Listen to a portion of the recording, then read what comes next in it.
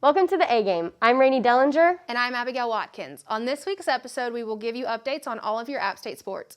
We will talk with a member of the cross-country team, and we will take a look at some former App State football players who are playing in the NFL.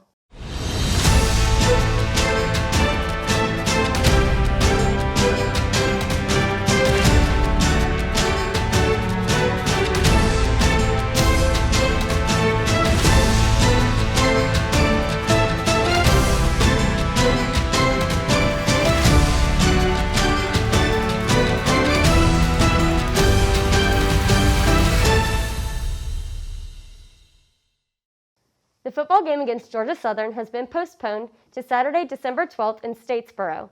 This news comes after the Mountaineers game against Louisiana was also postponed due to a coronavirus cluster on the team. The football team has not held any practices since the Campbell game back in September. All active COVID-19 players are recovering in isolation. The next game for the Mountaineers is scheduled for October 22nd here in Boone against Arkansas State. The state of North Carolina has stated that fans are allowed to be at the games, but it is unclear if App State will allow this or not. Volleyball was able to get their season started last weekend against South Alabama here in Boone. Unfortunately, the Mountaineers were not able to get the win against the Jaguars, losing all 3 games over the weekend and starting their season 0-3. In the opening match, 5 App players recorded over 3 kills each. They were Lexi Kohut with 6, Grace Morrison with 5, Victoria Wilform with 4, and Anna Kincaid and Madison Baldridge with 3 each. Emma Riley led the team with 9 digs, while Sophie Kane recorded 14 assists. App was able to take an early lead 5-2 in the first set, but the Jaguars were able to tie it up quickly after. Later on in the set, the Mountaineers tied it up 22-22, with South Alabama scoring 2 consecutive points after. Morrison tallied a kill to bring the score to 24-23, but the Jaguars were able to get the 1 point they needed to take the first set. South Alabama opened up the second set with an early 11-3 lead over the Mountaineers. App was able to score 5 straight points to narrow the lead to 11-8. The Mountaineers were able to make a late surge to make the score 20-16, but it was not enough with the Jaguars taking the second set 25-28. The third set saw the Jaguars take another early lead 11-2. Unfortunately, the Mountaineers could not overcome this deficit, and the Jaguars took the win in the first game of the weekend. The teams were back out on the court later to kick off the second game of a 3-game series. Lexi Kohut led the team with 8 kills, with Wilform tallying a close second with 6 kills. Sophie Kane recorded 16 assists in the game, while Emma Riley recorded 10 digs. App's only lead in the first set came after a Wilform kill to put the Mountaineers up 9-8, but the Jaguars quickly came back to take the lead 19-11 and eventually to win the set 25-14. In the second set, South Alabama took a quick 13-6 lead over the Mountaineers. App was able to chip away at the Jaguars' lead to bring the set to 16-13. The game stayed close, but the Mountaineers were unable to get the lead again and would end up losing the set 25-19. App State was able to take the lead early in the third set at 6-3, but the Jaguars quickly took the lead back to make the score 8-6. The Mountaineers were able to tie up the game at 8-8, but that's all they were able to do. South Alabama took the lead at 17-11. Unfortunately, App would only get within 5 points of the Jaguars before they won the set at 25-16 and to win the second game of 3. The teams were back out on the court Saturday to finish off their 3-game series in Boone. Lexi Kohut led the team with 19 kills in the third game with 10 digs. This marks her first double-double since her freshman season. Madison Baldridge tallied 6 kills, while Amaya Gaither and Victoria Wilform had 5 kills each. Sam Bickley recorded 20 assists, and Emma Riley had 19 digs for the Mountaineers. App took an early 4-1 lead over South Alabama and went on the small streak mid-set to increase their lead to 15-11. South Alabama rallied back within 2 points of the Mountaineers before App pushed their lead to 20-15. South Alabama would make it a 2-point game again before App would score 4 straight points to take the first set 25-19. South Alabama opened the second set with winning the first 5 points and eventually increased their lead to 12-5 over the Mountaineers. App would come back to make it a 2-point game at 20-18. South Alabama would eventually score the points needed to take the second set and tie the game.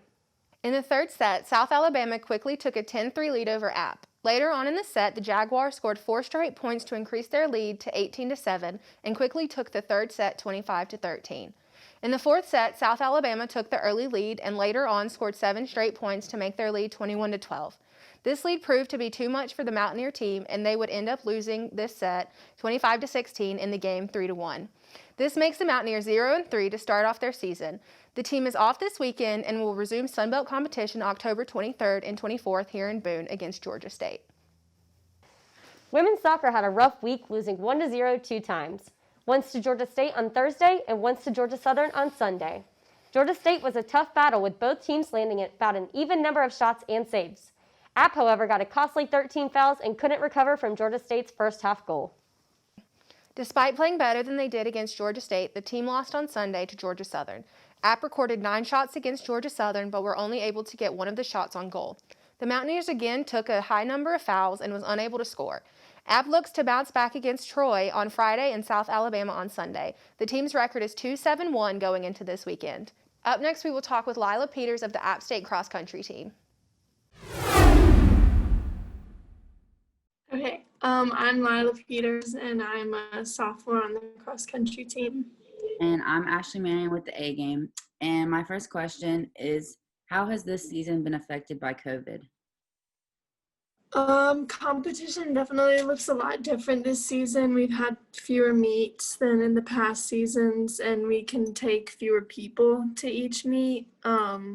We had a meet, our last meet was in Kentucky, and everyone there had to wear masks and everything. And practice also looks a lot different. We have to practice socially distant and wear our masks. So it's definitely a big change from last year.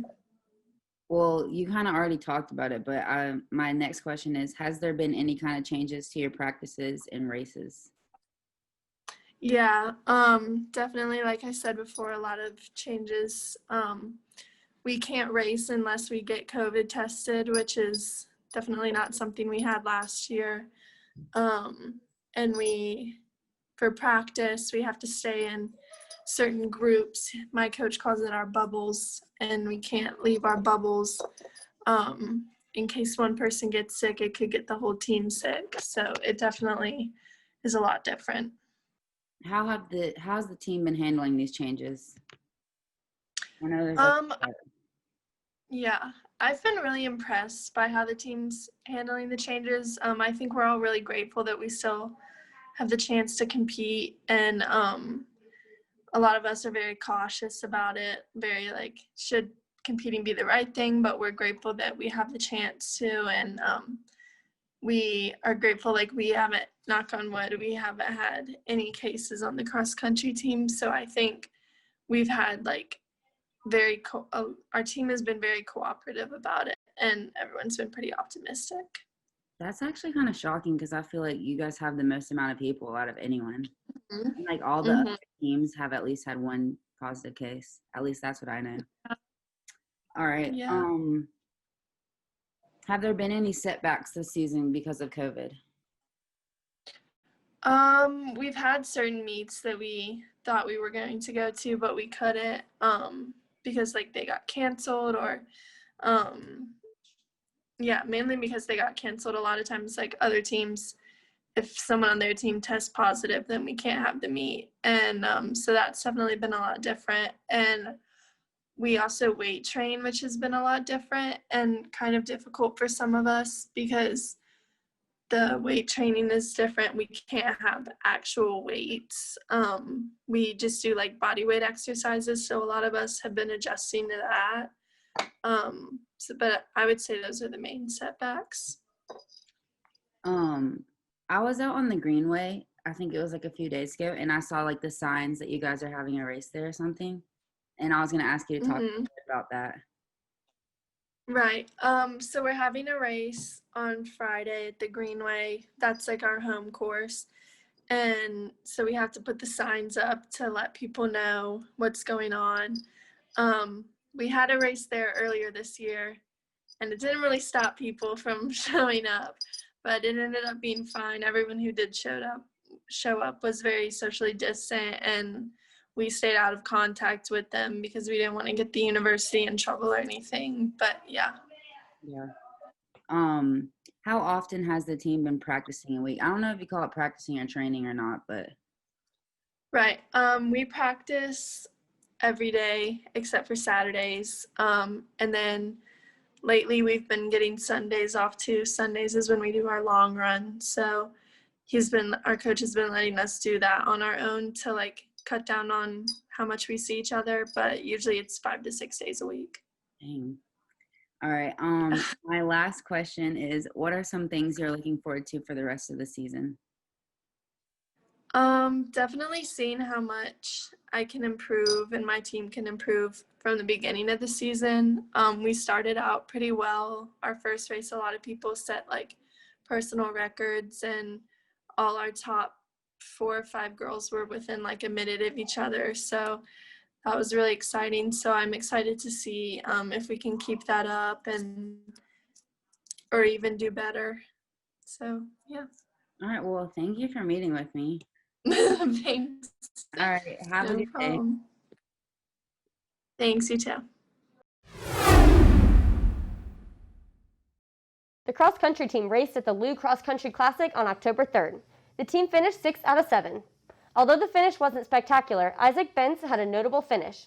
Benz crossed 15th overall in the field in an 8K PR time of 24 minutes and 19.6 seconds. His mark betters his standing of 3rd all-time in program history by a second. Ben Signerow and Dwayne Lilly finished 30th and 31st place. App State will return to action on October 16th by hosting the Blue Ridge Open. The meet will be a dual meet against Marshall and begin at 4:30 p.m. Up next, we will take a look at the App State players currently playing in the NFL. Welcome back to the A Game. There are currently 5 active former App State football players playing in the NFL, and we are going to take a closer look at how those players are representing App State football.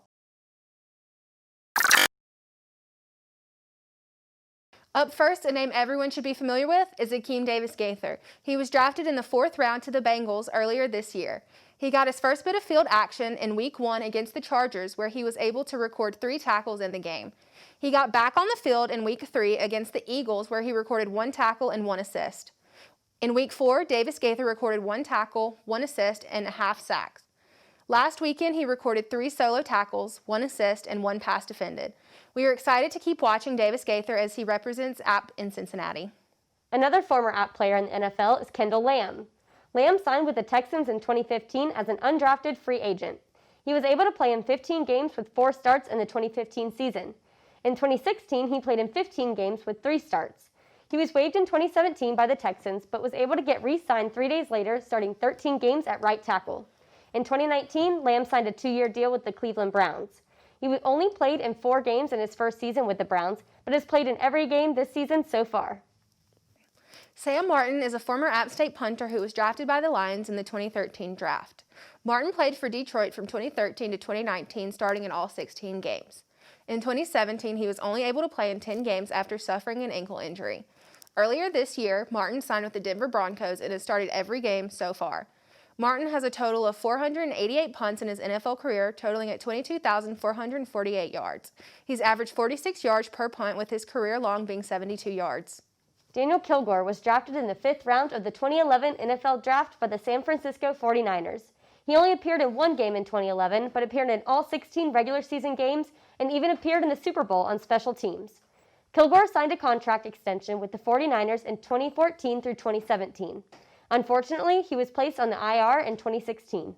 He signed another contract extension in 2018 through 2020 with the 49ers worth $12 million. A month later, he was traded to the Miami Dolphins, where he started the first 4 games before he tore a tricep. He played in 13 games in 2019 for the Dolphins. In March of this year, he became an unrestricted free agent. A couple of months later, he signed with the Kansas City Chiefs. The last active App State NFL player is none other than Darrington Evans. Evans was drafted in the 3rd round by the Tennessee Titans. Evans did not play in the Titans' first 2 games, but was able to play in Week 3's game against the Vikings. Evans recorded 3 attempts for a total of 9 yards. We are excited to watch Evans and the rest of the Mountaineers who are representing App State in the NFL this season. Up next, we will look at our Mountaineer Spotlight. This week's Mountaineer Spotlight is Lexi Kohut of the App State volleyball team.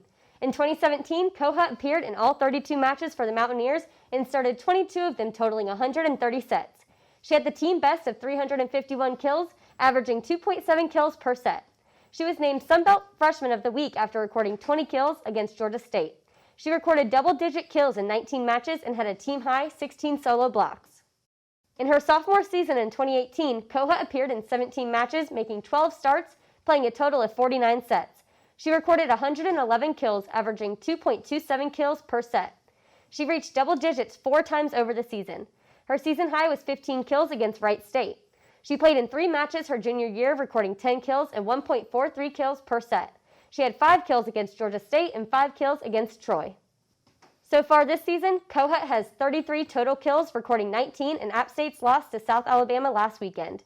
She's averaging 3.3 kills per set, and she has earned 39 points for the Mountaineers so far, while also recording 17 digs on defense. Keep a close eye on Lexi Kohut this season as she looks to help lead the Mountaineers to a Sun Belt championship.